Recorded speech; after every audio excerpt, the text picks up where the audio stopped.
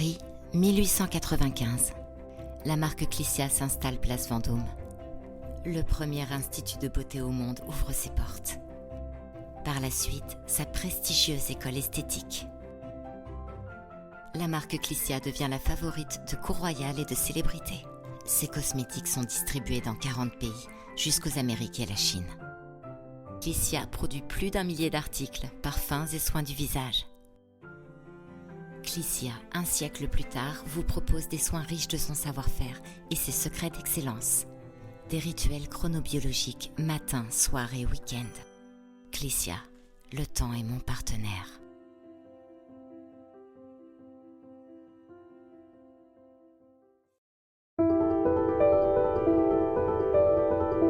Bienvenue dans la saison 4 du podcast Parlons de votre mental. Dans cet espace inspirant, nous explorons le pouvoir du mental et son influence sur ta réussite, que ce soit dans ton sport, ton travail ou ta vie personnelle. Je suis convaincu que ton mental est la clé pour transformer tes épreuves en tremplin vers le succès. Rejoins-nous pour des interviews captivantes avec des invités inspirants, des masterclass sur la force mentale, la persévérance et la résilience. Apprends comment cultiver ton bien-être et ta santé mentale. Et avant de partir, prends 10 secondes pour soutenir le podcast en laissant 5 étoiles sur Apple Podcast ou Spotify. Souviens-toi, si tu crois en tes rêves, tout devient possible. Alors prépare-toi à une dose quotidienne de motivation en écoutant Parlons de votre mental.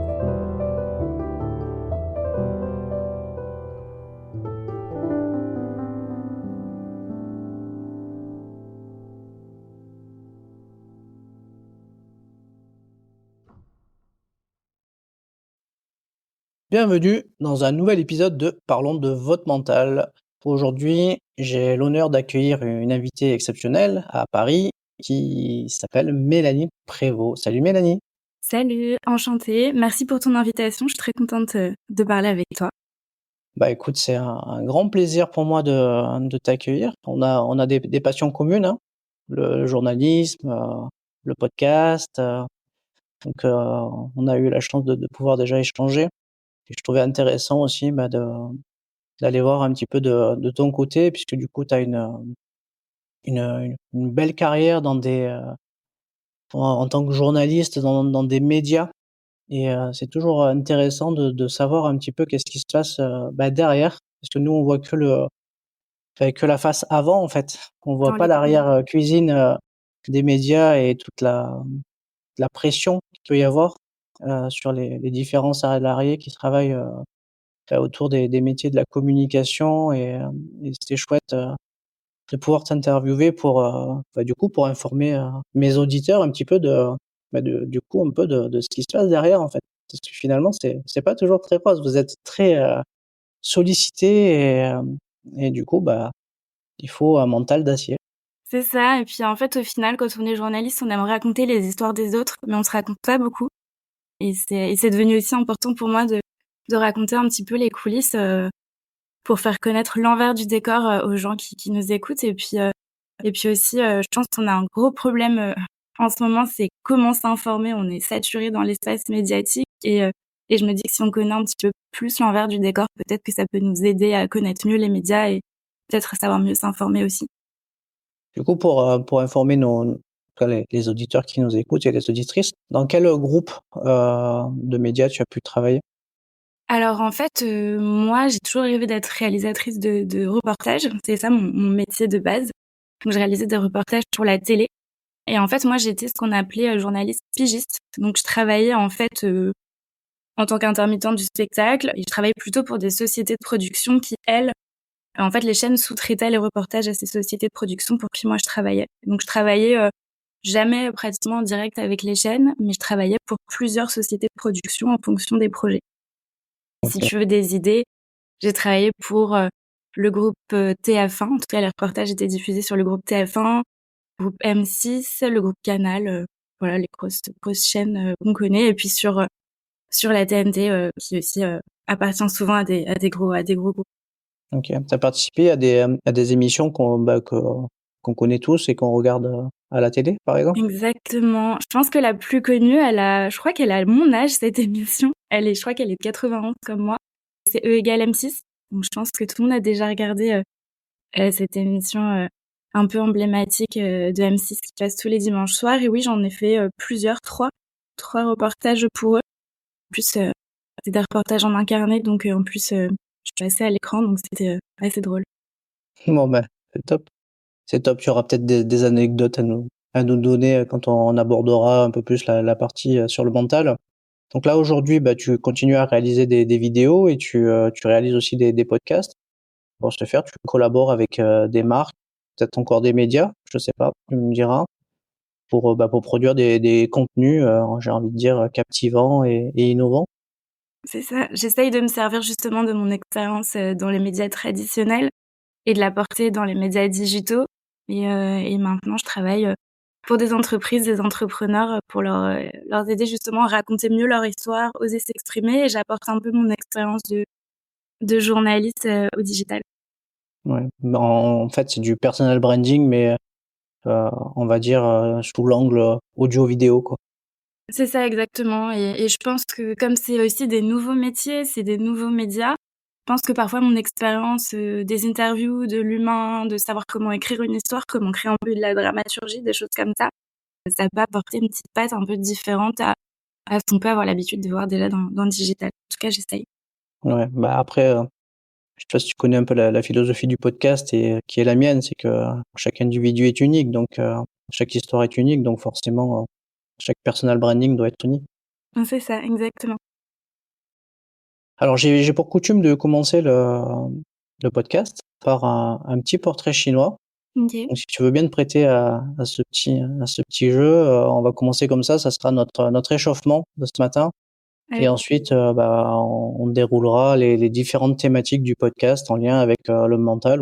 J'en ai jamais fait de portrait chinois, c'est toujours moi qui pose les questions, donc j'ai hâte de me prêter au jeu. Allez, c'est parti alors.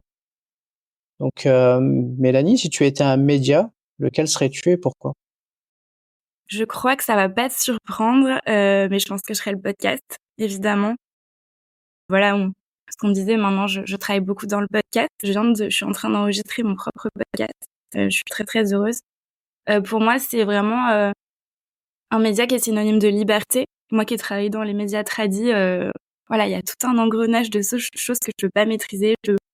Voilà, pas forcément tout le temps traiter les sujets dont j'ai envie. Et pour moi, le podcast, c'est vraiment le média un peu de la libération. Je me sens ultra libre de parler de ce dont j'ai envie et je pense que les podcasteurs aussi, je pense que tu diras pas le contraire.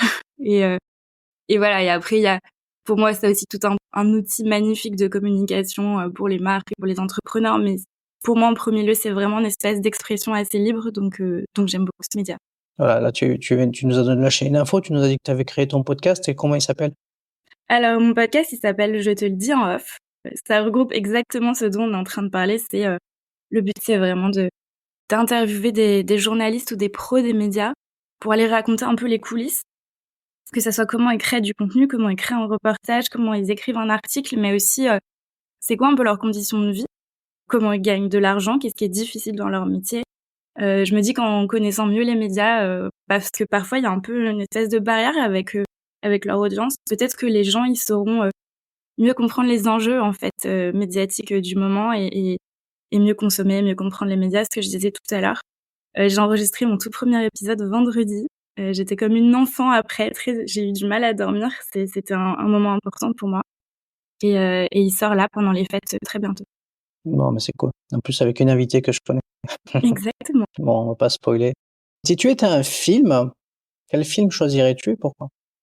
Alors, j'ai pas mal réfléchi. Moi, j'adore tout ce qui est biopic. J'ai une passion pour les biographies depuis toute petite. Je lisais des biographies même depuis que je sais lire. C'est une passion un peu bizarre, mais je pense que comme je suis devenue journaliste, c'est pas si étonnant que ça d'aimer les histoires de vie, les histoires de personnes. Le film que j'ai vraiment beaucoup adoré, ça s'appelle Looking for Sugar Man. Je sais pas si tu connais. C'est un documentaire en fait qui est à la recherche d'un chanteur qui s'appelle Rodriguez. Et en fait, donc c'est un documentaire qui est ultra passionnant parce que je sais plus exactement, je crois que c'est un journaliste qui part à sa recherche et en fait, il y a un énorme plot twist au milieu du documentaire. donc je vous spoil pas. Mais déjà, la musique est incroyable. C'est un chanteur qui a un peu la même vibe que Bob Dylan, donc moi j'adore. J'adore cette musique, j'adore cette époque. Et en fait, je me suis aperçue qu'on pouvait avoir une écriture qui était proche du cinéma dans le documentaire. Il y a un plot twist qui est incroyable au milieu du documentaire et j'ai adoré. Moi, j'adore l'écriture et du coup, ce film m'a passionnée. Et la bande son, du coup, est super. Bon, bah, on va aller, on va aller le découvrir. C'est surtout ça, c'est chouette. En fait, quand tu découvres des nouveaux invités, il y a toujours ils t'apportent toujours des nouvelles choses ou des nouvelles inspirations ou des choses à aller découvrir. Ok, mais merci pour cette découverte. Bon, une question un peu traditionnelle que j'aime poser. Si tu étais une couleur, laquelle serais-tu? Pourquoi? Bon, alors je sais pas, toi qui connais mon Instagram, je pense que ça va pas être difficile de trouver. Moi, j'adore le jaune. C'est pour moi la couleur qui m'aime de bonne humeur. Je suis quelqu'un qui adore le soleil et qui essaye de voir toujours la vie du côté positif et c'est une couleur qui me donne envie de me lever le matin, que j'aime beaucoup, donc je dirais le jaune. Il fait soleil à Paris, là? Écoute, je regarde pas à la fenêtre et j'ai des gros travaux autour de chez moi, donc ça me fait mal à la tête, mais heureusement il y a quelques rayons de soleil, mais c'est compliqué depuis quelques mois quand même. Ouais, je crois que vous avez eu un beau week-end quand même. Moi j'ai dormi tout le week-end, j'étais fatiguée, mais sûrement. Alors, on était sur la couleur. Si tu devais choisir un livre qui t'a inspiré, lequel choisirais-tu et pourquoi? J'ai un livre qui m'a pas mal chamboulée en tant que femme, en tant que journaliste. Ça s'appelle Ceci, mon postpartum de Ilana Weisman. C'est un livre en fait qui témoigne de tout ce qui peut arriver à une femme au moment de son postpartum après qu'elle ait eu un enfant. Et c'est un livre qui a osé un peu lever pas mal de tabous sur le fait que ça pouvait être douloureux, que ça pouvait être difficile, et qui donne des détails. Par exemple, que quand on est une femme et qu'on vient d'accoucher, en fait, on passe encore des couches en même temps que notre enfant, et qu'en fait, on a des douleurs dans notre corps, et que c'est pas facile et c'est pas grave de le dire. Et en fait, c'est quelque chose qui se transmet pas forcément de mère en fille, parce que parfois on a envie de protéger les femmes qui vont avoir des enfants, on les prévient pas de tout ce qui va arriver après une grossesse. Ce fait de pas savoir, en fait, c'est quelque chose qui peut nous isoler ou nous pousser potentiellement aussi à avoir une dépression postpartum. Et moi, c'est ce que j'ai vécu avec ma meilleure amie qui m'a fait découvrir tout ce qui se passait après la grossesse et qui a vécu un postpartum. Et ce livre-là, il m'a donné envie et en fait, il m'a donné un début d'envie de parler de mes propres sujets en tant que journaliste. Et c'est un peu là où j'ai commencé aussi à avoir le déclic de me dire, OK, j'aimerais bien partager des choses avec une audience, en tout cas partager des choses que les gens ne savent pas pour aider, en fait. Et j'ai commencé à proposer des reportages autour de ce sujet qui, malheureusement, je n'arrivais pas à les vendre, et ça a commencé à créer un peu de frustration et une petite idée dans ma tête de me dire, oh, peut-être que je devrais lancer mon propre média, en fait. Ok, quand tu dis que tu n'arrivais pas à les vendre, c'est-à-dire que tu essayais de les placer sur d'autres médias? Oui, c'est ça. En fait, en tant que réalisatrice, il y a 2 façons de travailler. C'est soit on m'appelle pour me dire: «Voilà, Mélanie, j'ai un projet, est-ce que tu veux travailler dessus?» Mais moi, je suis aussi auteure, et donc moi, je peux aussi écrire une idée de reportage, aller toquer à une boîte de prod et dire: «Voilà, j'ai une super idée, des super autorisations de tournage, venez, on va essayer de le vendre, à une émission ensemble». Et en fait, souvent, les boîtes de prod étaient plutôt contentes et les chaînes étaient pas très intéressées, et moi qui étais très, emballée par ce sujet, qui avait vraiment envie d'aider les femmes, j'ai été toujours un peu dépitée, quoi. Ouais, c'est toujours, comment dire, des questions pas faciles. On essaie, enfin, on fait toujours des fois 2-3 bons en avant et puis 3-4 en arrière et puis après on avance comme ça. Mais c'est vrai que c'est pas toujours simple les sujets en lien avec les féminins. C'est dans une population où on met plutôt en avant les hommes, et dans beaucoup de choses, hein, ne serait-ce que quand on voit les différences de salaire, les postes égaux, tout ça, quoi. Donc voilà, il y a encore quelques combats à mener, je pense. C'est ça. Donc on a abordé la couleur, le livre. Si tu étais un animal, lequel tu choisirais et pourquoi?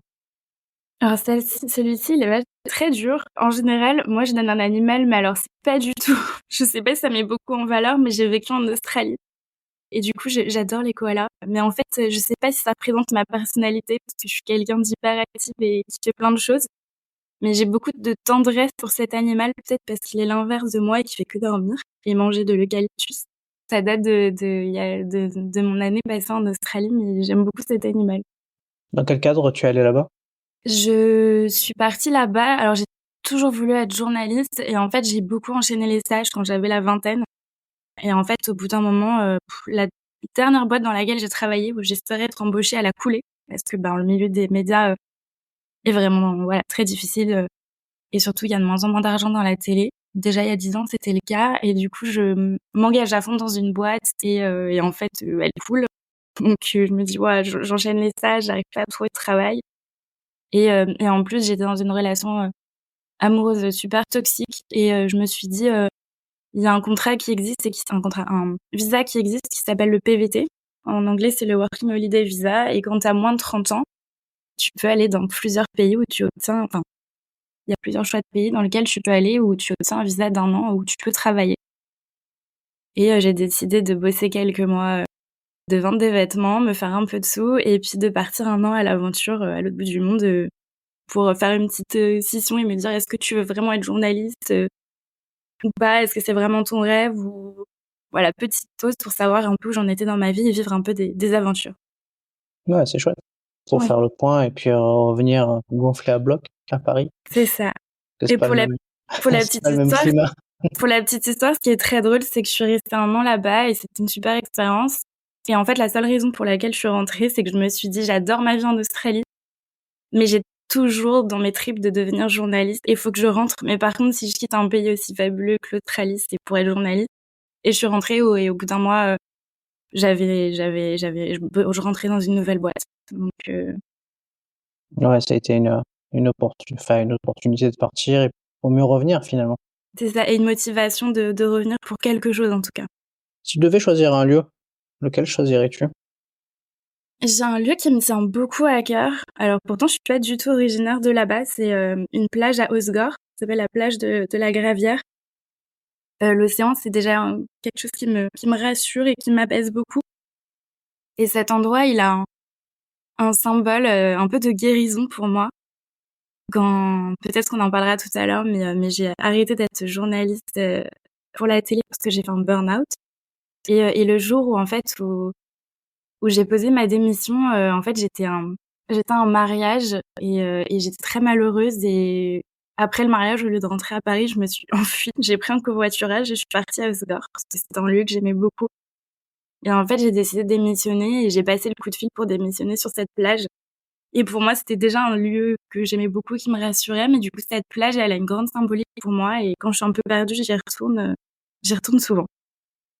Ok, ouais, bah forcément, hein, on reviendra un peu sur cet épisode de ton burn-out. C'est toujours intéressant de savoir un petit peu comment ça arrive et puis de pouvoir le prévenir aussi. C'est ça. Parce Mais que du coup, c'est souvent un on tire trop peu, sur la corde et parfois il est trop tard. c'est ça. Mais du coup, ce lieu, c'est comme le podcast, c'est mon média de la libération. Cette plage, c'est un peu mon lieu de ma libération perso aussi. Donc elle a une place importante dans ma vie. Ouais, c'est un safe place. Exactement. Allez, on va un peu découvrir tes goûts culinaires hein, avec cette question. Si tu étais un plat, lequel choisirais-tu et pourquoi? Alors, moi, j'adore les pâtes. Je suis obsédée par les pâtes.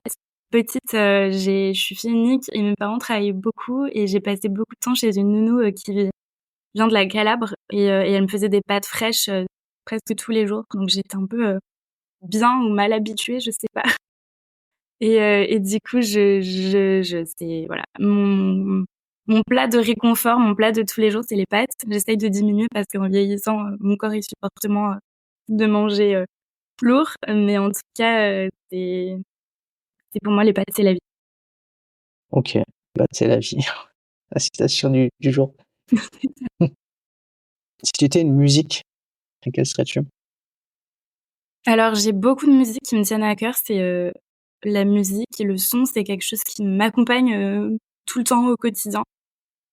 Mais j'ai 2 chansons que j'emporte tout le temps avec moi, qui sont téléchargées sur mon téléphone. C'est Instant Karma de John Lennon. D'ailleurs, je l'ai fait tatouer sur mon bras. C'est mon premier tatouage quand j'avais 18 ans. Je crois beaucoup au karma. Je crois beaucoup au fait que on a une espèce de je sais pas, d'empreinte de bienveillance dans notre vie. Et si on fait le bien, il y a que du bon qui peut arriver dans notre vie. Je crois beaucoup à ça. Et donc cette chanson, et j'adore John Lennon, j'adore les Beatles. Mon papa a toujours écouté ça depuis que je suis toute petite, donc c'est un peu une Madeleine de Proust. Et j'ai une autre chanson que j'écoute beaucoup aussi, c'est Si c'était le dernier de Diams. C'est sa dernière chanson, c'est un morceau de 10 minutes, de rap de 10 minutes qu'elle a écrit, où elle parle justement de sa dépression, du fait que c'est sa dernière chanson qu'elle écrit, qu'après elle va quitter le rap. Et en fait, c'est ses derniers mots, les derniers messages qu'elle a envie de transmettre à son public. Et rien, hier, je l'ai encore écouté en allant au sport, et c'est un morceau qui me fait pleurer carrément, et quand je suis en colère, qui me donne aussi envie de me battre. Donc, et puis c'est un morceau de 10 minutes, donc quand on est au sport, c'est génial parce que ça fait déjà passer 10 minutes, on s'en rend même pas compte. Donc, mais en tout cas, c'est un morceau que je trouve ultra émouvant, ultra fort et super bien écrit. Et encore deux petites, et après on va revenir sur ton parcours. Si tu étais une saison de l'année, laquelle choisirais-tu pour... Alors, évidemment, l'été, hein. Clairement, j'ai vécu en Australie, ma couleur préférée, c'est le jaune, le soleil. Je me trouve, j'ai l'impression d'être ma version, la meilleure version de moi-même. Je sais pas si ça existe vraiment, mais en tout cas, j'ai l'impression d'être beaucoup plus heureuse, plus belle, plus inspirée en été. L'hiver, pour moi, c'est un calvaire. Donc je dirais forcément l'été. Alors il faut faire 6 mois de l'autre côté et 6 mois revenir. Comme ça, tu fais C'est 12 ça, mois d'été. c'est ça. En vrai, je me tâte, hein. Là, je vais partir dans quelques semaines en Colombie pour le mois de janvier pour quitter un peu le froid. J'essaye de partir un peu. J'adore partir au soleil l'hiver. Je trouve que c'est le meilleur médicament que tu m'offrais. C'est vrai. Et la petite dernière, si tu étais un outil de travail, lequel serais-tu? Un outil de travail, je vais pas dire le micro, sinon je vais me répéter. Clairement, le micro, c'est important. Mais en vrai, en ce moment, j'utilise beaucoup ChatGPT, hein. C'est vraiment quelque chose qui m'aide au quotidien dans mon travail. Je découvre encore tous les jours encore plus toutes les possibilités qu'il peut y avoir avec. Et c'est vraiment, je l'utilise comme mon assistant. Alors évidemment, il faut repasser derrière, et c'est pas quelqu'un qui fait son travail à ta place, évidemment, mais je m'en sers beaucoup.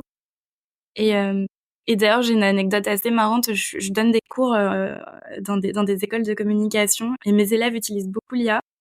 Et la dernière fois, il y a pas longtemps, on m'a rendu un devoir qui avait été carrément écrit par l'IA, mais carrément l'élève s'était pas relu. Et du coup, il a pas eu la moyenne. Et moi, je leur explique que c'est très cool d'utiliser l'IA. Moi, je l'utilise tous les jours, mais ça peut pas substituer au travail humain, et donc il faut savoir collaborer ensemble. Mais en tout cas, moi, j'adore ChatGPT. Alors du coup, tu dis que tu l'utilises comme un assistant personnel, ça, Ouais. tu lui fais faire quoi? Par exemple, je suis très nulle dans mon métier. Évidemment, je dois poster beaucoup sur les réseaux sociaux. Tu connais ça aussi, je sais. Et je suis très nulle en graphisme. Vraiment, j'ai pas de goût. Enfin, j'ai la réalisation vidéo, tout ce que vous voulez, mais alors la photo pareil. Mais alors faire des designs, je suis très nulle. Et du coup, je lui envoie mes designs et il m'aide à trouver la bonne typo. Il me corrige les couleurs. ChatGPT a plus de goût que moi, donc c'est dire. Mais voilà, je sais que je suis quelqu'un de très qui peut être aussi très impatiente. Donc une fois que j'ai fini d'écrire un texte, pourtant j'ai fait 5 ans d'études de lettres, donc je sais écrire. Mais une fois que j'écris un texte, j'ai beaucoup de mal à avoir la patience de relire pour corriger les fautes. Donc il me corrige aussi mes fautes pour pas laisser, enfin surtout les copies, des choses comme ça, ou voilà, enfin plein de petites choses du quotidien qui en fait me font gagner un temps fou parce que je travaille toute seule, et mon temps est assez précieux justement parce que quand on travaille toute seule, nos journées sont extra longues, et c'est des petites minutes ou même parfois des heures qui me fait gagner, et ça m'aide beaucoup. Ouais. Non, mais du coup, non, mais c'est chouette. T'as raison de l'utiliser. Tu gagnes beaucoup de temps. Écoute, on est arrivé au bout de ce petit portrait chinois. Je te remercie. On va revenir un peu sur ton parcours professionnel. Qu'est-ce qui t'inspire ton parcours pro? Qu'est-ce qui m'a inspiré mon parcours pro? Qu'est-ce qui t'inspire aujourd'hui avec le recul? Moi, j'ai beaucoup lié mon travail à ma vie perso. J'ai du mal à séparer les deux. Mon travail, c'est ma passion, ce qui est positif et négatif à la fois, hein. C'est pas que du bon, mais du coup, c'est un facteur énorme d'épanouissement. Ouais, c'est vraiment intrinsèquement lié à ma vie perso, ma vie pro, c'est super important. Je fais le métier dont j'ai toujours envie et même quand j'ai quitté le journalisme, je suis en train en ce moment de créer le métier de mes rêves, donc c'est beaucoup très important. Quand tu dis que c'est pas toujours très bon, qu'est-ce que tu insinues par là? Le fait d'avoir un métier passion? Je pense qu'avoir un métier passion, c'est une chance. En tout cas, j'ai eu la chance de toujours savoir ce que j'ai voulu faire dans la vie mais c'est aussi j'ai du mal à décrocher. Et ça, c'est le gros problème, c'est que parfois quand je travaille, j'ai pas l'impression de travailler, mais mon cerveau est toujours en ébullition ou en train de réfléchir et je prends pas assez de temps pour moi. OK. Bon, bah, tu le sais maintenant, tiens, tu viens d'en prendre conscience. C'est Tu vas ça. pouvoir travailler dessus. De quoi tu es le plus satisfaite ou la plus fière en regardant un petit peu là où tu en es aujourd'hui? Je suis très fière déjà d'avoir réalisé le métier, de mes rêves. Je trouve qu'on n'est pas beaucoup à avoir cette chance-là ou en tout cas de dire qu'on changerait pas sa vie pour une autre. Ça, c'est une grande fierté, même si je sais pas si c'est de la chance ou si c'est du travail. Je pense que c'est un peu des 2. Et aussi, je suis très fière d'avoir dit stop le jour où j'étais malheureuse parce que j'ai plein de gens avec qui j'ai travaillé qui n'ont pas eu l'opportunité ou qui n'ont pas réussi à le faire et je suis très contente ouais, d'avoir dit stop d'avoir tout arrêté quand j'ai senti que j'étais plus heureuse, et de m'être lancée un peu toute seule dans l'inconnu, dans le monde de l'entrepreneuriat. Je suis assez fière de ça. Donc là, tu parles de ton burn-out. Ouais. Du coup, c'est quoi les signes, avant-coureurs qui t'ont aidé à prendre conscience qu'il fallait arrêter? Alors j'ai eu beaucoup de mal à les entendre, hein, évidemment. Mais je sais maintenant, en tout cas, reconnaître parce que quand on est entrepreneur, on travaille beaucoup, mais maintenant, j'arrive à reconnaître les signes parce que je suis déjà passée par là où je me dis: «Ouh là, il faut te calme parce que là, tu vas pas sur le bon chemin». Je suis quelqu'un de très doux, de très calme, même si, je cours partout, je suis quand même quelqu'un qui s'énerve pas facilement et quand je deviens, agressive, très en colère, que je me dispute avec mon entourage, je sais que c'est déjà un signe de grosse fatigue chez moi. Où du coup, je commence à devenir vigilante. En tout cas, moi, ça passe pas mal par le côté l'agressivité, en fait, qui se crée chez moi et qui est pas qui est pas, de mon caractère, habituel. En général, il y a sûrement d'autres signes avant, comme la fatigue, mais ça, j'écoute jamais, en tout cas, mais ces signes-là, ça m'est arrivé il y a 1 an de me disputer avec les gens avec qui je travaillais pour des raisons, débiles, qui n'avaient voilà, ça avait vraiment aucune raison et là, je me suis dit: «Ouh, là, ça, tu reconnais ce sentiment-là, c'est pas bon» et du coup, j'ai pris, quelques jours de vacances tout de suite après parce que j'ai su reconnaître, ces signaux-là. Tu voulais faire une pause. Mmh. Si je te dis rendre possible l'impossible, est-ce que, au regard de ton parcours, c'est quelque chose qui fait écho?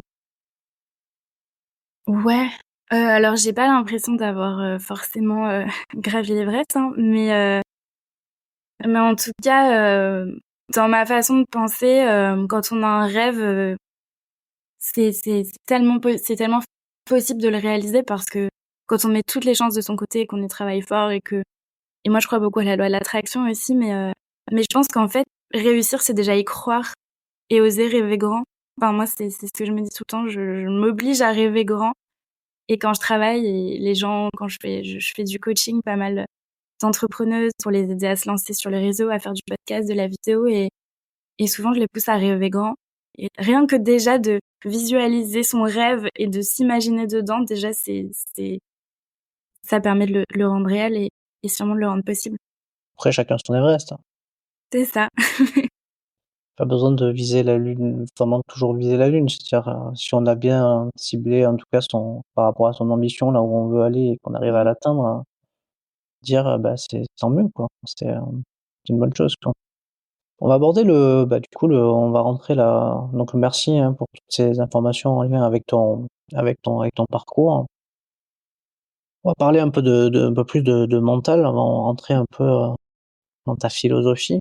OK. Déjà, ce mot-là, le mot mental, si tu devais le définir, toi, Mélanie, comment tu le définirais?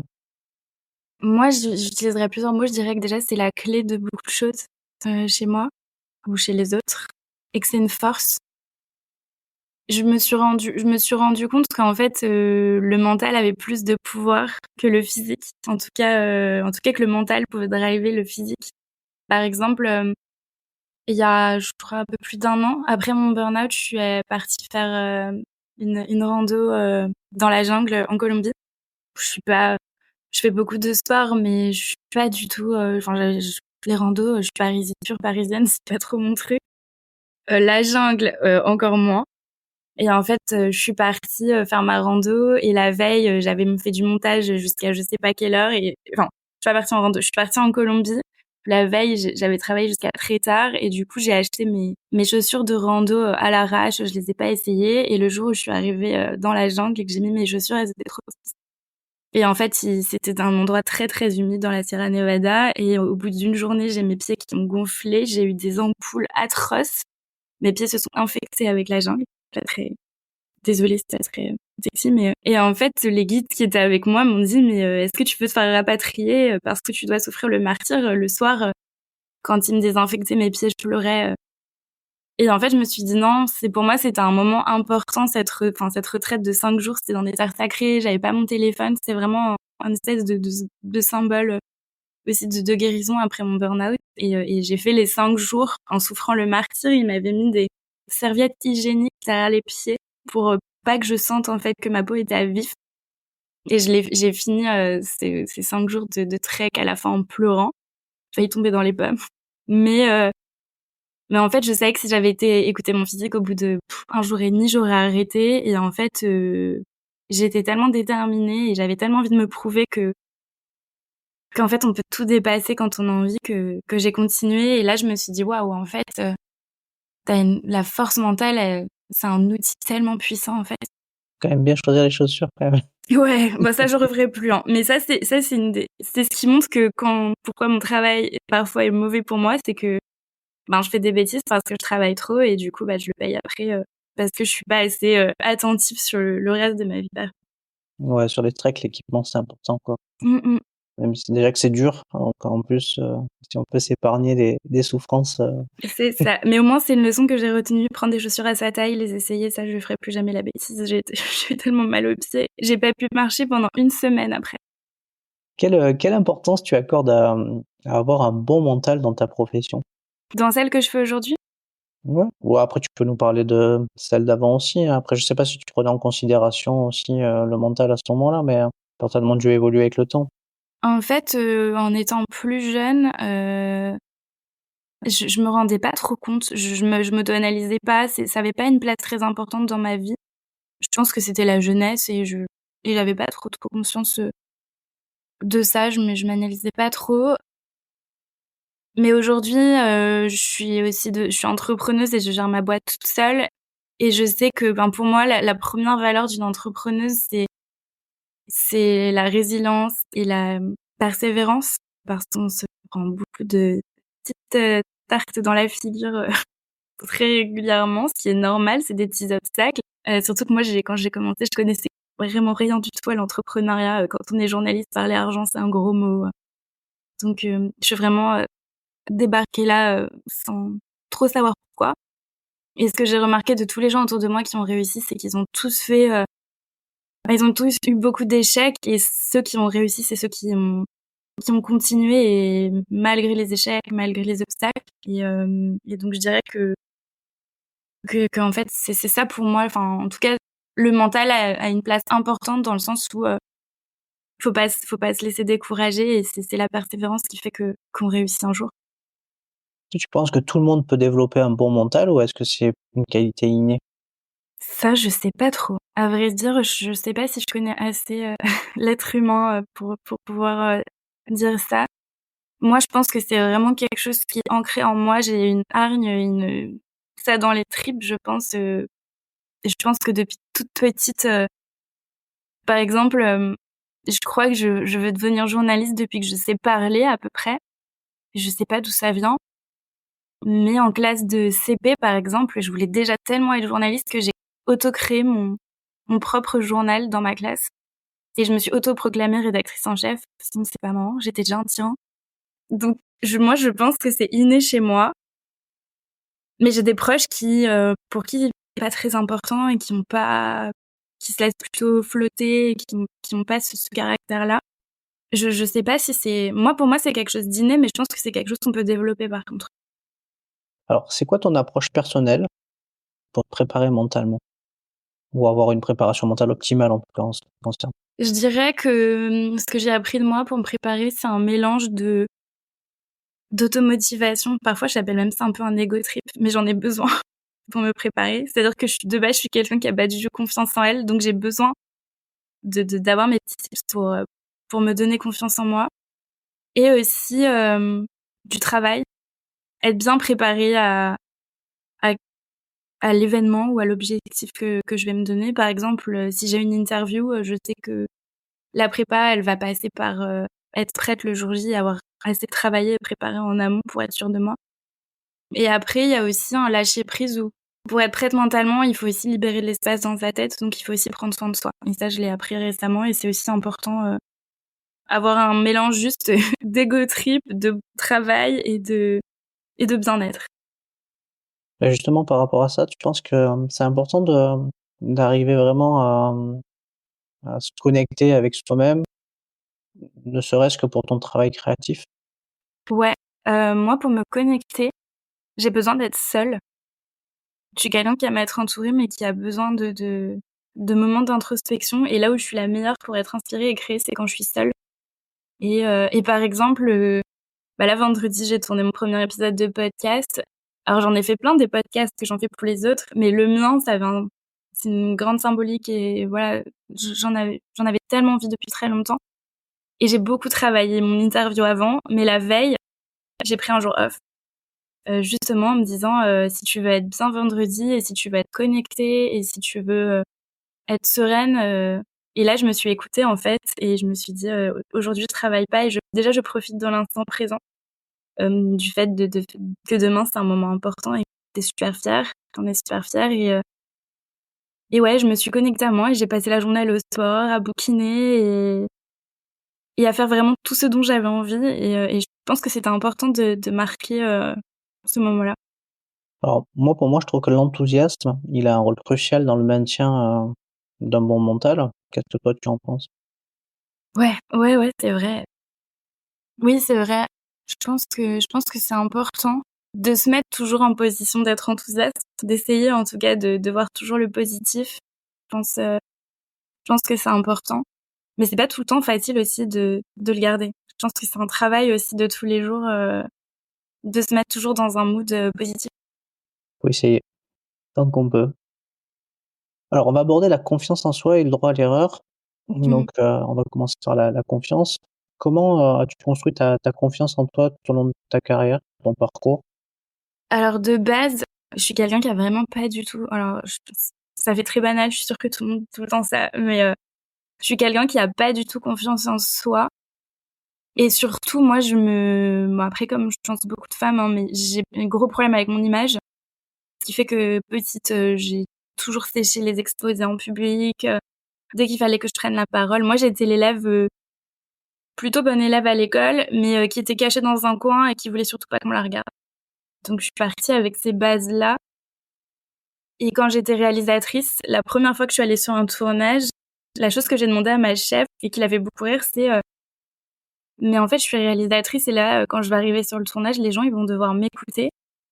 Mais en fait, comment je vais faire pour que les gens, ils m'écoutent? Parce que moi, je suis quelqu'un de transparent et je enfin, est-ce que tu peux m'aider à trouver des tips? Et elle m'a dit: «Mais Mélanie, si tu dis que c'est toi la réalisatrice, les gens vont t'écouter de base. C'est ton rôle» et du coup et moi, j'avais pas peur de pas être bonne dans mon travail, j'avais peur d'arriver et que les gens me calculent pas et m'écoutent pas et donc ouais, au début, ça a été difficile. Et je pense que c'est juste la vie qui a fait que l'expérience, la vie qui ont fait que j'ai pris de l'assurance au fur et à mesure et que j'ai dû faire des choix difficiles ou je dirais peut-être, je sais pas, c'est difficile de dire que j'étais courageuse, mais en tout cas, j'ai dû faire des choix importants dans ma vie et qui m'ont permis de prendre de l'assurance au fur et à mesure. Tu penses qu'il est crucial de donner le droit à l'erreur pour progresser? Ouais. J'ai jamais autant progressé que quand j'ai fait des grosses bêtises. Et Oui. donc Je pense que oui. Enfin, depuis 2 ans où je suis entrepreneuse, j'ai fait beaucoup d'erreurs. J'ai vendu des services, des prestats où j'ai perdu de l'argent. Et ça, je m'en souviens. Et maintenant, je referai plus. Avant, au début, quand j'ai commencé, j'étais associée. J'avais une associée. Au final, on n'avait pas la même vision. Et aujourd'hui, j'ai appris à choisir les gens avec qui je travaille. Mais je pense qu'en fait, j'ai jamais autant appris qu'en prenant une baffe. Après, la leçon, on la retient par le difficile, mais on la retient.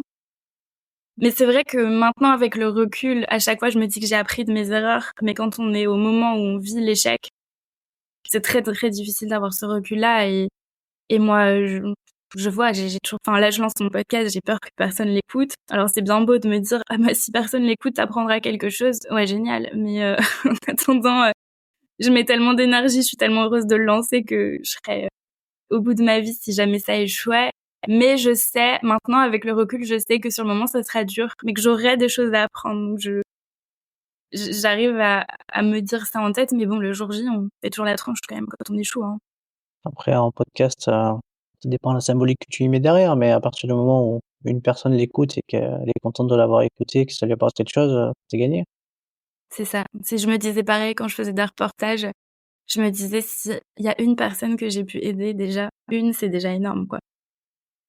Puis après, l'avantage du podcast, c'est que le podcast, il dure dans le temps, donc il y aura C'est ça. forcément des écoutes et par le biais des, comment dire, des référencements naturels, il y a bien des gens qui vont tomber dessus. Alors il y en a qui vont te trouver, et puis il y en a qui vont tomber dessus par hasard et qui vont après. C'est toujours un peu comme ça, hein. Voilà, avec 3 ans de podcast, comme je t'ai dit, tu sais jamais en fait. Des fois, tu penses qu'un épisode, tu vois pourquoi il fonctionne fort, et puis des fois il y en a un autre, tu pensais qu'il allait fonctionner fort, et puis il fonctionne moins fort. Donc en Mmh. fait, tu sais pas trop, et puis il y en a, il a pas décollé au début, puis il décolle à un moment donné, tu sais pas pourquoi. Oui, c'est ça. Et puis après, je pense que j'ai des objectifs en lançant, mais rien que déjà de m'offrir un canal un média dans lequel je peux parler de ce dont j'ai envie, dans lequel je suis libre et dans lequel je peux m'exprimer. C'est déjà une victoire en soi de l'avoir lancé. Donc, Oui, puis offrir la parole aux autres aussi, c'est important. Que finalement, c'est un peu, une chance de pouvoir, donner la parole aux autres. Je veux dire, pas tous les grands médias donnent pas la parole à tout le monde, donc avoir d'autres sources, comment dire, d'inspiration pour, voilà, pour, se cultiver, s'enrichir, d'autres expériences, c'est important, quoi. c'est ça. Et puis, je pense qu'ils donnent pas la parole à tout le monde, mais c'est surtout l'angle qu'ils choisissent. Les angles qu'ils choisissent à chaque fois, c'est pas tout le temps des angles intéressants. Les sujets qui peuvent être abordés peuvent être super, mais parfois les angles que les chaînes utilisent sont vus et revus et réductrices. Et l'avantage du podcast, c'est qu'on peut traiter une question 10 fois. Il peut y avoir 1 milliard de podcasts sur le même sujet. Vu que le podcast tient au podcasteur, il sera toujours traité différemment, avec un angle différent, et c'est ça qui me passionne aussi. Bah, des fois, ouais, c'est un peu aseptisé ce qu'ils proposent, c'est sûr. C'est ça. C'est pour froisser personne. Et rempli de clichés souvent aussi, mais Bah, ouais, non, c'est sûr. Pas froisser les gens qui investissent dans les publicités, non. c'est ça. C'est un business. On l'oublie Ouais. souvent. Ouais, non, mais c'est un vrai business, c'est clair. On voit combien ça coûte une pub sur les médias, de quelques secondes, hein. Bah, c'est ça. Bon, je reviens un petit peu sur, la notion de confiance. Donc tu nous as dit que bon voilà, tu avais, fait des grosses bêtises et pour autant tu avais progressé, et pour autant, comment tu as fait pour maintenir ta confiance sur des échecs? Ouais, parce que souvent il faut savoir rebondir. Ouais. Comment j'ai fait?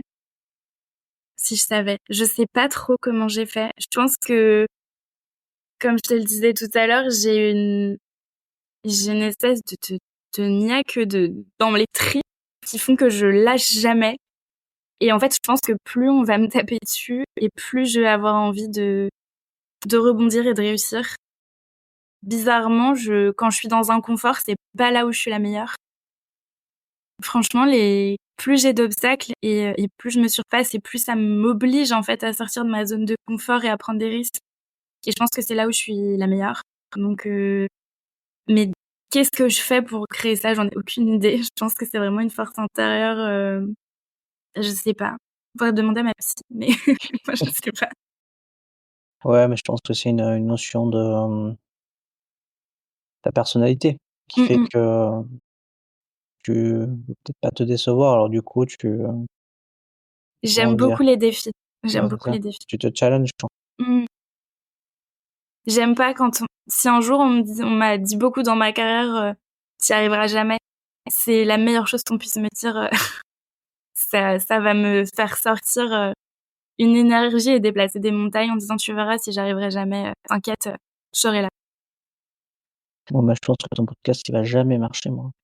Merci beaucoup, ça me fait très plaisir. Voilà, comme ça, tu vas décupler les non, je suis sûr qu'il sera chouette. En plus, sachant que, ta première invitée, elle est super intéressante à écouter, Mmh, à lire aussi maintenant. c'est vrai. Mais tu sais que quand, heu, quand j'ai commencé à être journaliste, j'étais en stage, donc après être rentrée d'Australie et je devais être embauchée et ma chef, me dit: «En fait, tu on n'est pas sûr que tu vas être embauchée parce qu'en fait ta voix, ça va pas du tout. En fait ta voix tu trop timide, tu trop douce, tu t'excuses un peu d'être là et ce qui fait qu'en fait c'est pas du tout les qualités, nécessaires pour être une journaliste. Qu'en fait on hésite, on va te laisser une chance, tu as quelques jours encore pour nous montrer que tu es bonne, mais on n'y croit pas trop en fait». Et moi j'ai été catastrophée parce que, enfin, je voyais pas ce que j'allais faire d'autre de ma vie à part d'être journaliste. Et en fait, j'ai la personne qui était au-dessus, donc ça, c'est ma rédactrice en chef qui me dit ça, et la directrice de rédaction qui est au-dessus me dit: «Écoute, voilà, ta boss, la personne qui s'occupe de toi, croit pas en toi, mais moi, je t'ai bien observé et je pense que ta différence fait que tu pourras obtenir des interviews et peut-être que c'est ta force, en fait, d'être quelqu'un de douce, à l'écoute, mais en fait, moi, tu dois pas me convaincre, tu dois convaincre la personne avec qui tu bosses en direct, donc va falloir que tu mettes les bouchées doubles». Et c'est ça qui m'a fait, que j'étais encore plus déterminée, et maintenant ça me fait beaucoup rire de me dire que maintenant je fais du podcast, qu'on me paye ma voix pour faire des pubs, parce que je fais aussi de la voix off. Ça me fait trop rire de me dire que je réussirais pas grâce à ma voix et maintenant on me paye pour mettre ma voix sur des projets. Donc je trouve que je raconte souvent cette histoire parce que pour montrer aux gens qu'en fait, ta différence, c'est ta force aussi, et aujourd'hui, ça, c'est un de mes atouts dans mon travail, alors qu'on l'a critiqué, et je trouve que c'est un super exemple de résilience et de pas tout le temps écouter ce qu'on nous dit si on croit en nous. Et justement, là, on va justement aborder une thématique en lien avec ça, c'est le regard des autres. Mmh. Comment toi tu réussis à t'en affranchir du regard des autres dans un milieu, qui finalement très exposé? Franchement, c'est dur. C'est pas facile tous les jours et j'ai pas tout le temps la recette. Quand je suis devenue entrepreneuse, au début, j'ai continué à me cacher derrière ma caméra comme j'ai toujours fait en tant que réalisatrice. Et puis j'ai compris que en fait, c'était pas la bonne recette. Le personal branding maintenant, c'est un peu au centre de tous les business, et j'ai commencé tout petit à petit à me montrer, mais c'est encore un long process et franchement, la moitié du temps où je me vois sur les photos et les images, je me déteste. La première fois que je suis passée à la télé, bah, c'était pour Égal M6. Je devais être donc à la télé, à l'image, et les journalistes, en fait, quand ils font leur reportage, après les avoir tournés, ils sont avec un monteur en salle de montage et en fait, on monte le reportage ensemble. Et la première fois que j'avais des images de moi, à l'écran, j'ai pleuré. Donc c'est des moments ultra durs, et j'ai été voir une hypnothérapeute qu'elle m'aide un peu parce que je me suis dit: «Je peux pas pleurer au travail quand je me vois». Enfin, c'est pas du tout pro. Mais donc ça m'a aidée un peu, et en fait, aujourd'hui, accepter mon image, je suis plus sûre de moi parce que plus je travaille et plus je progresse, mais ça sera toujours un work in progress, je pense, dans ma vie. J'ai pas les leçons à part, essayer d'être indulgente avec moi-même, trouver des petits tips pour accepter plus mon image, en tout cas. Mais ouais, je travaille dessus, c'est vraiment un gros gros travail. Par rapport à ton vécu là, à l'expérience que tu as eue avec ta N+1 là, Mmh. qu'est-ce que tu pourrais conseiller, à ceux qui veulent, croire en eux-mêmes quand personne, finalement ne croit en eux? Un conseil pour aider les gens à croire en eux? Bah oui, parce que là, tu nous expliquais que ta N+1, elle croyait pas du tout en toi et au final, bon, tu lui as certainement démontré le contraire, mais quel tips tu pourrais, donner, à des gens qui pourraient vivre des expériences similaires? Je pense que je pense que moi, c'est l'intuition qui me guide et je pense que quand on a l'intuition qu'on est fait pour quelque chose, il y a rien de plus fort et de plus powerful, dans sa vie. Moi, je me disais: «OK, cette personne, elle est pro, elle a un avis, peut-être qu'elle est ma meilleure journaliste que moi», parce que moi, j'étais un bébé journaliste. Mais moi, mon intuition me dit que je m'en fous et en fait, je pense que j'ai écouté mon intuition parce qu'elle se trompe jamais et par exemple, quand je fais une interview, j'ai pas plus d'assurance que d'habitude. C'est juste que c'est bête, mais je me sens tellement alignée avec qui je suis, avec ce que j'aime faire et avec ce que je sais faire, qu'en fait, j'oublie j'oublie toutes les peurs.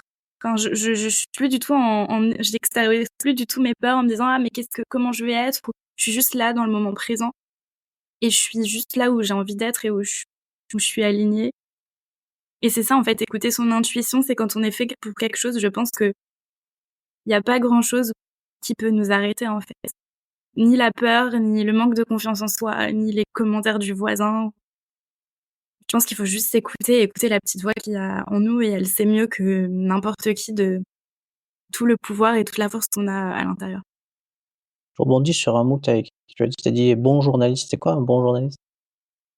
J'ai dit: «Bon journaliste?» Pour dire quoi? Ouais, tu disais que toi, tu étais un bébé journaliste et qu'elle Oui. était certainement meilleure, ou bonne journaliste que toi à ce moment-là, mais c'est qu'est-ce qu'on met derrière, un bon journaliste? C'est quoi un bon journaliste?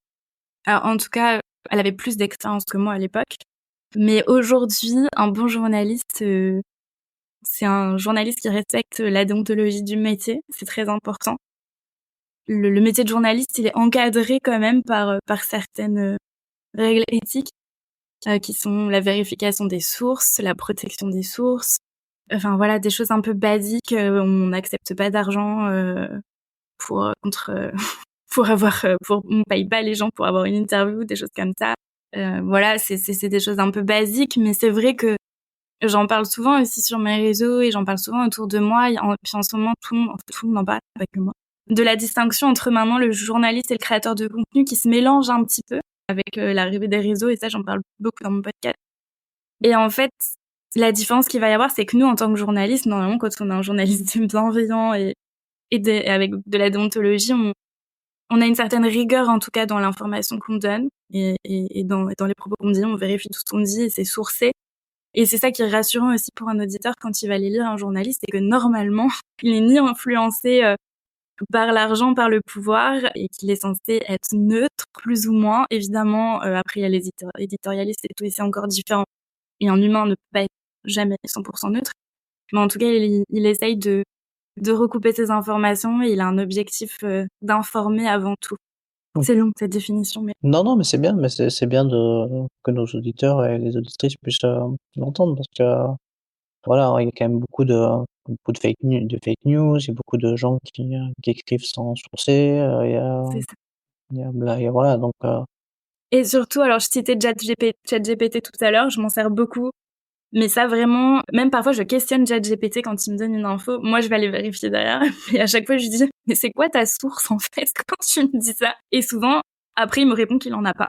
Et rien que de faire ce recul-là, voilà, quand vous trouvez une info, tout le temps, et il faut avoir du recul dessus en fait. D'où ça vient? Qui me l'a dit?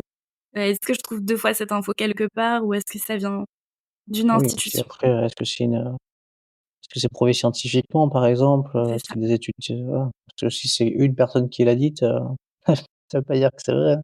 C'est ça, une expérience personnelle ne fait pas, forcément, une info. Et ouais. C'est pour ça que j'aime bien, questionner, bah, du coup, le podcast aborde le mental parce que, on se rend bien compte qu'il y a quand même beaucoup de livres sur ce sujet-là. On parle on parle pas forcément du mental, mais on parle beaucoup de développement personnel. Il y en a beaucoup, enfin, il y en a à toutes les sauces, mais, très souvent, faut se rendre compte qu'on vend des méthodes, j'ai envie de dire uniques pour, tout le monde. Bah, moi, j'y crois pas, en fait. Parce que finalement, après, donc toi, tu dois être la 203e ou la 204e interview que je fais sur le sujet et au final, chacun a son propre modèle, sa propre histoire de vie, ses propres expériences professionnelles. Une éducation, bah, forcément différente parce que, on a on n'a pas les mêmes parents chacun et puis même quand on a les mêmes parents, des fois avec une éducation similaire, quand on a des frères et sœurs, on se rend compte que, bah, on n'a pas la même philosophie de vie et donc podcast il Chaque sert être aussi à ça, c'est-à-dire se dire que bon, bah, voilà, on a les solutions en soi, il suffit aussi de les chercher et puis, il y a pas de méthode unique, il y a sa méthode à soi. Et est-ce que toi, dans les 203 ou 204 épisodes que tu as pu, réaliser, est-ce qu'il y a quelque chose en commun que tu as remarqué avec les personnes que tu interviewais ou tu en as retenu quoi? Parce que tu Ouais, ouais. En fait, j'ai même j'ai fait ce travail-là il y a 15, il y a 15 grandes thématiques, donc 15, de choses qui reviennent, assez régulièrement. Moi, je vais en citer une parce que j'aimerais bien écrire là-dessus, en fait. C'est intéressant. En tout cas, une que je peux, en tout cas, livrer, c'est que la plupart des gens visualisent leur réussite. Voilà. En général, ils visualisent leur réussite et après finalement, le fait de la visualiser, ils se la créent et ensuite ils se donnent les moyens d'aller vers cet objectif-là. Après, souvent ce que je dis, c'est que, tu vas avoir tous les ingrédients, la seule chose que tu ne maîtrises pas, c'est le temps que ça va prendre. Donc c'est ça, forcément, la notion de travail et de persévérance, elle est importante et le fait de, voilà, de malgré, voilà, si tu as des, alors j'aime pas le mot échec parce que pour moi il y a pas d'échec, ça existe pas les échecs, il y a des expériences et malgré des expériences que tu rencontres, c'est ça qui va te permettre en tout cas voilà, de progresser à chaque fois, vers ton objectif, tu vois? tu dirais la résilience et en fait la visualisation? La résilience, oui, en tout cas, c'est quelque chose qui, c'est des gens qui savent rebondir. Mmh. C'est-à-dire que ils vont capitaliser sur cette expérience pour apprendre et si tu vas faire, ils sont en perpétuelle progression puisqu'ils apprennent, de leurs erreurs ou d'une expérience, malheureuse. Mais, voilà, donc je pense que c'est, et puis ils sont pas en comment expliquer ça? Mais ouais, ils sont persévérants et Mmh. après, on t'expliquait, très justement que toi, bah, du coup, c'est un peu inné le journalisme, c'est quelque chose qui t'anime depuis que tu es petite donc, je pense on est tous avec des compétences et des appétences dans quelque chose, mais, il faut les travailler. C'est ça. C'est-à-dire que, et puis on le voit bien dans le monde du sport. Il y a des jeunes athlètes très talentueux et pour autant souvent ils sortent pas et c'est ceux qui étaient peut-être juste un petit peu derrière eux et qui se sont accrochés et qui ont persévéré par le travail. Ils avaient peut-être moins de qualité, mais à force de travail, ils sont allés, vers le haut, quoi Ouais, c'est ça et et ils ont dépassé certains qui ont navigué sur leurs acquis parce que, à un instant T, ils étaient doués pour quelque chose, mais, le fait de pas le travailler, à un moment donné, tu te fais rattraper, quoi.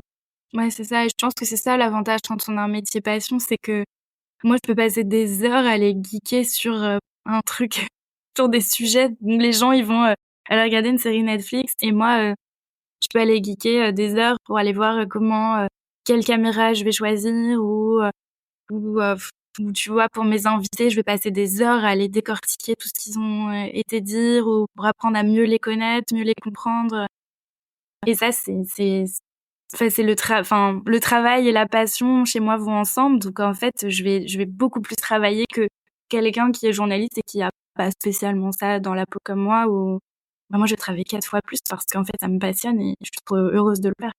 Sinon, je pense que de base, la qualité première d'un journaliste, c'est d'être curieux et d'avoir une soif, insatiable en tout cas de curiosité dans ce qui l'intéresse ou dans une interview ou dans un sujet qu'il va vouloir, développer, quoi et puis sans être aussi pollué, tu vois ce que je veux dire? C'est-à-dire qu'il va savoir faire la part des choses, Prendre du recul. traiter les infos, mais faire la part des choses aussi. Allez, on continue, on en a parlé déjà un tout petit peu, mais, dans le monde exigeant qui est le monde des médias et Mmh. même du podcasting maintenant parce que, il y en a beaucoup, quoi. Il y en a beaucoup. Il y en a qui arrivent à tirer leurs épingles du jeu, qui arrivent à, je disais, c'est justement, un journaliste ne se fait pas payer, mais un podcasteur, créateur de contenu, il peut monétiser ses émissions et faire payer ses invités s'il le souhaite. Mais bon, c'est pas le sujet. Je voulais savoir, toi, comment tu fais pour rester, rester positive, avoir une attitude positive au quotidien par rapport à toutes ces exigences qui sont autour de ton environnement de travail. Tu parles pour mon podcast ou quand Il j'étais y a journaliste? le podcast, mais aussi quand tu étais journaliste. Moi, justement, j'ai arrêté le jour où j'arrivais plus à être positive. À la fin, j'y arrivais plus parce que les côtés négatifs prenaient le dessus. Mais souvent, c'est l'envie de transmettre. Je sais que j'ai remarqué que là, depuis 2 ans où je suis entrepreneuse, en fait, le dénominateur commun à tout ce que je fais, c'est la transmission. Je sais que, par exemple, je donne des cours en école et souvent les sujets qui me tiennent à cœur, c'est vraiment d'expliquer un peu les médias aux gens, à mes élèves qui sont jeunes, qui vont se lancer dans la com, et leur expliquer comment s'informer pour les aider à être de meilleurs citoyens, mieux consommer les médias. Quand je fais du coaching avec les personnes que je coach, c'est souvent pour un peu les accompagner, leur donner la main pour les aider à s'exprimer, à se lancer dans le podcast, dans la vidéo. Je pense que c'est l'envie de transmettre. Et après, quand il y a des sujets qui me tiennent à cœur, j'ai travaillé pas mal, j'ai fait sur des sujets autour du handicap. C'est vraiment l'envie de transmettre et d'aider, en fait, qui fait que ça me fait oublier les mauvais côtés de tout métier qui existe et ça me transcende un peu, je pense. Que tu as des choses particulières pour te permettre de rester motivé La musique, beaucoup, ça m'aide. Et le sport. Ça, c'est quelque chose que c'est une discipline que je me suis imposée. Par exemple, quand j'ai fait mon burn-out, j'ai ressenti un besoin vraiment physiologique, physique, de me mettre au sport. Je faisais un peu de sport avant, mais voilà, j'étais pas du tout une grande sportive. En fait, j'ai vraiment senti que mon corps me disait, là, faut que t'ailles courir. En fait, t'en as besoin. Il y a quelque chose Alors, évidemment, mes amis se sont moqués de moi parce que j'avais jamais couru de ma vie, donc ils sont complètement perchés. Celle-là, son corps lui demande d'aller courir alors qu'elle a jamais mis une paire de baskets de sa vie. Et quand j'en ai parlé à ma psy, elle m'a dit, mais c'est normal, en fait, ton corps, il te donne le bon chemin, en fait, pour aller mieux. Et comme je suis quelqu'un de très intuitif, en tout cas, qui essaye d'écouter ses intuitions, c'est ce que j'ai fait. Et depuis, c'est devenu vraiment quelque chose que je peux pas enlever de ma routine. Même quand j'ai des grosses semaines, j'essaye d'aller au moins 2-3 fois au sport. Et quand j'ai le temps, 5 fois par semaine au sport, ça me vide la tête. Ça me fait sortir toutes les mauvaises émotions et ça me fait vraiment beaucoup de bien. Peu importe mon emploi du temps, je mets un point d'honneur à garder ces moments là dans ma vie et c'est vraiment ça qui m'aide je sais plus le mot que tu as utilisé pour ta question, mais c'est vraiment ça qui m'aide. qui t'aident à rester motivé. Voilà, rester motivée. Est-ce que c'est un outil, le sport, que tu utilises pour aussi également gérer la pression? Ouais. C'est vraiment une soupape et en fait maintenant je me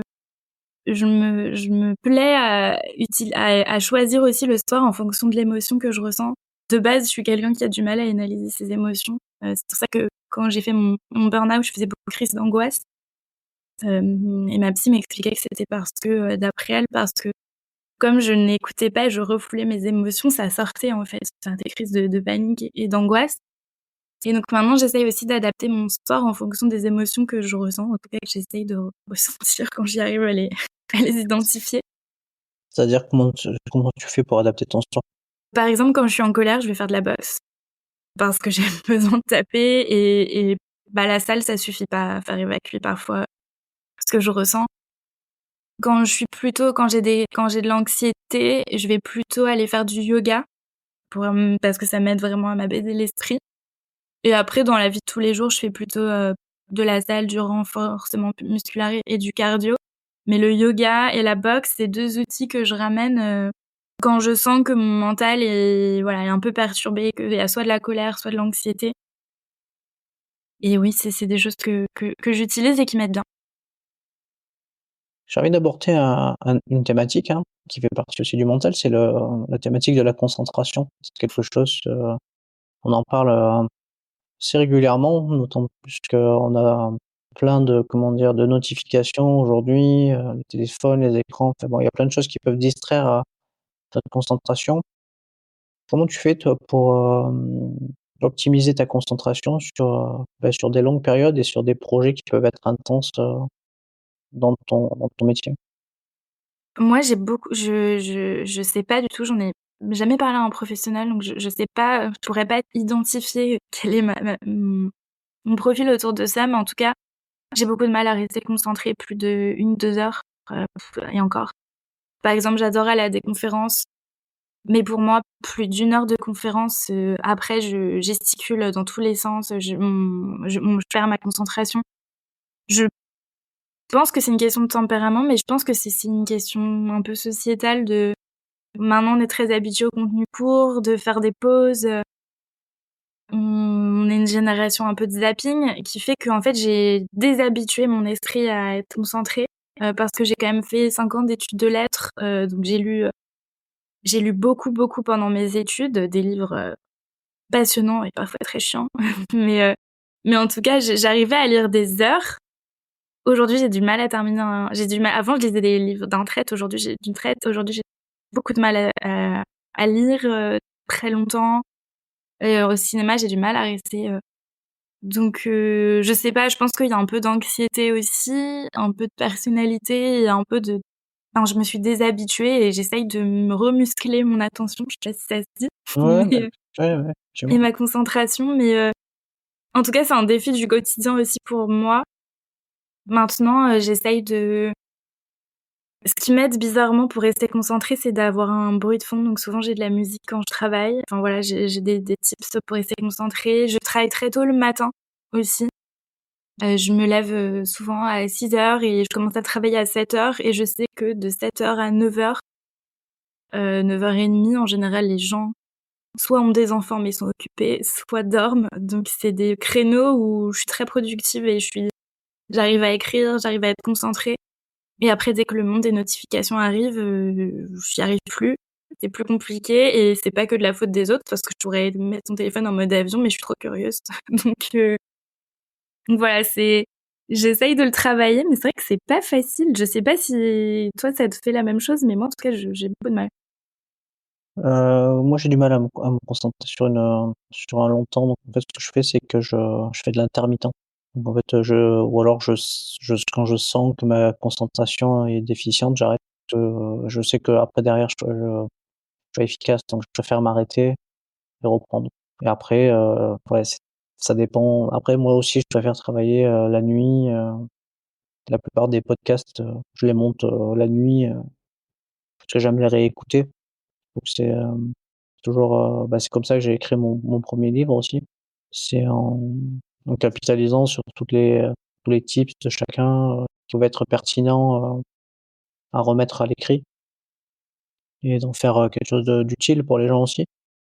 Donc c'est intéressant. Mais, Ouais, écrire, ça demande beaucoup de concentration. oui, et d'écouter et d'écrire aussi, en même Mmh. temps. Ouais, Donc ouais. de capter l'essence de ce que dit la personne et la transformer en quelque chose un conseil utile ou un tip utile, peuvent, comment dire? Tester pour voir si ça marche pour eux.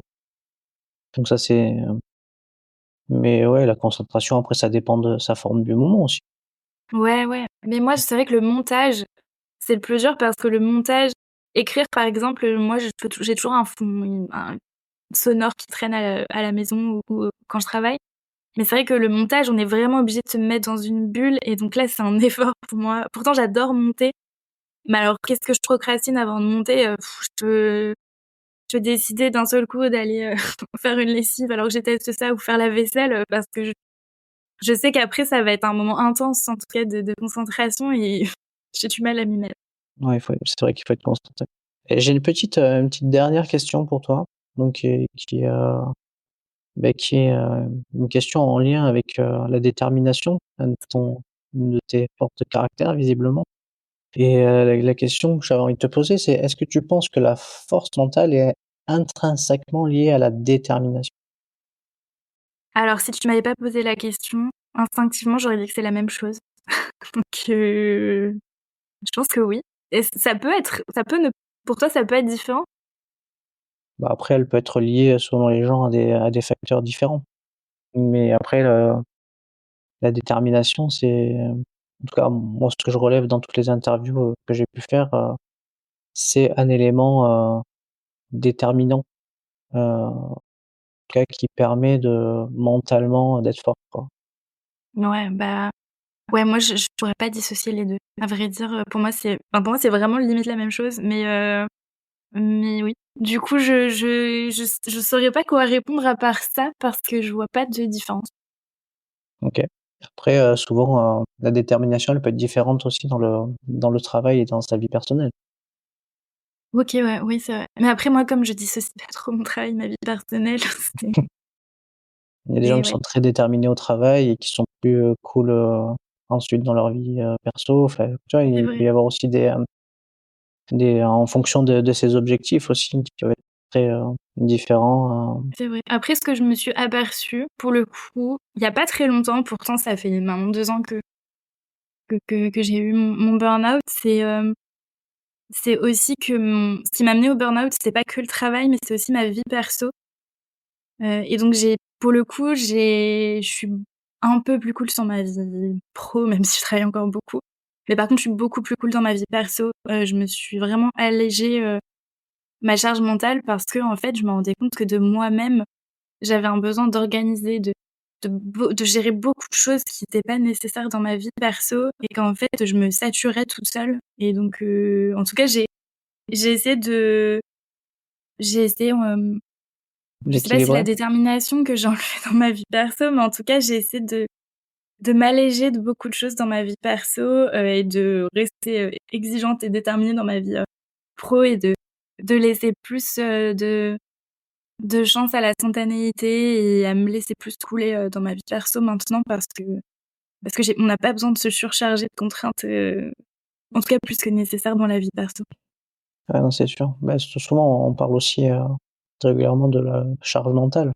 Bah, on en parle d'autant plus, on parle souvent de la charge mentale féminine Ouais. où, les femmes, travaillent, s'occupent des enfants, puis enfin voilà, tout un lot de enfin il y a des sujets, il y a beaucoup de sujets, sur cette question-là, qui sont intéressantes, et aujourd'hui, bah, il y a des femmes qui arrivent à avoir des hautes responsabilités, dans des entreprises et pourtant elles sont mamans et quand elles changent de casquette, au gré au gré de leur horloge, Ouais, c'est ça. qui passe, tu là, tu là. Donc ouais, c'est des choses qui sont intéressantes.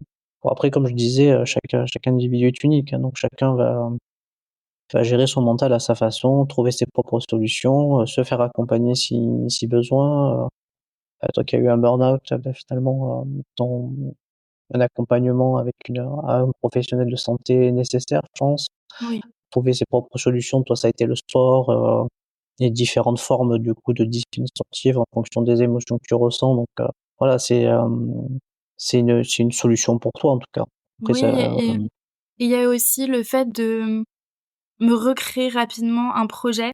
Mes amis m'ont dit: «Mais attends, tu crées une boîte alors que tu es en plein burn-out, mais complètement timbré». Mais j'ai pas créé une boîte pour me recharger de travail, mais en fait, je m'étais accrochée toute ma vie à ce rêve de petite fille d'être journaliste et en fait, j'ai senti que si je me recréais pas un rêve tout de suite, j'allais couler, en fait et donc créer cette boîte et me mettre en action, alors en étant, cool, hein, mais en tout cas me recréer un rêve, ça m'a beaucoup aidée. on te crée du sens. C'est ça. Je pense que c'est ça, on a tous besoin de sens pour avancer.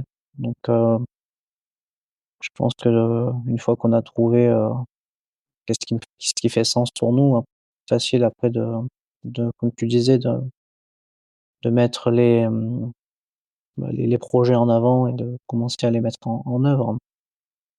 Bon, on arrive, écoute, à la fin de ce podcast, hein. Ça fait Bon. une interview très sympa et bon, ouais, j'espère que les gens ont la patience de l'écouter. Enfin, en général, c'est toujours le cas. Donc, tu vois, moi, je suis un peu anticonformiste, pardon, sur les formats de podcast. Moi, je trouve que ce qui est important, c'est que bah, les gens puissent s'exprimer, quel que soit le temps que ça prend. Moi, j'adore écouter les formats longs, mais bon, pourtant j'ai du mal à me concentrer, mais l'avantage du podcast, c'est que tu peux l'emmener partout avec toi, donc je te remercie en tout cas, hein, pour le temps que tu as consacré à l'émission Avec plaisir. et de t'être livré avec, du coup, cœur ouvert et avec, cette authenticité. Si tu devais, garder une chose que tu as envie de transmettre aux auditeurs et aux auditrices qui vont écouter le podcast, si on arrive à la fin, tu leur dirais quoi? Ouais, ce que je dirais, c'est que ce qui m'a drivée toute ma vie, c'est mon intuition et mes rêves et souvent on vient me voir, enfin j'ai des personnes qui m'écrivent et qui me disent: «Waouh, tu trop de chance, tu trop de chance de vivre tes rêves» et en fait ça tient. Alors évidemment, il y a plein de choses qui font dans la vie que c'est compliqué, c'est pas on n'est pas tous nés, avec les mêmes outils dans notre vie et voilà, mais je pense que s'écouter et s'autoriser à rêver et à réaliser ses rêves, c'est, le plus beau cadeau qu'on puisse faire, dans la vie et donc moi je pousse toujours les gens avec qui je suis en coaching à oser s'exprimer, oser se lancer et moi c'est ce qui m'a toujours drivée toute ma vie et c'est ce que c'est la discipline en tout cas, à laquelle j'essaye de d'appliquer, de toujours suivre dans ma vie, c'est oser écouter mon intuition et me lancer et voilà. Merci beaucoup, Mélanie. Avec grand plaisir, c'était trop cool. Redis-nous un petit peu où c'est qu'on peut, écouter ton podcast pour les gens qui auraient, pas pris l'information au début, on va leur rappeler comme ça on sait qu'ils la ratent pas. Avec plaisir. Donc là, je suis en pleine session d'enregistrement. Mon podcast va sortir pendant les fêtes de Noël. Il s'appelle Je te le dis en off. Et si vous voulez suivre sa sortie et plein de choses autour des nouveaux médias, du podcast, mes réseaux sociaux, c'est mélanie.nouveaumédia sur Instagram au pluriel. Et j'ai une newsletter. Je raconte ma vie, donc vous pouvez venir me suivre et je vais annoncer la date de sortie très bientôt. OK. Du coup, de toute façon, je tiendrai en tout cas informer les auditeurs et puis je l'écrirai sur le descriptif de l'épisode, sur tes différents réseaux, tes newsletters et là où on peut aller chercher l'information. Merci Avec grand beaucoup. plaisir. Merci à toi pour ton invitation, c'était trop cool.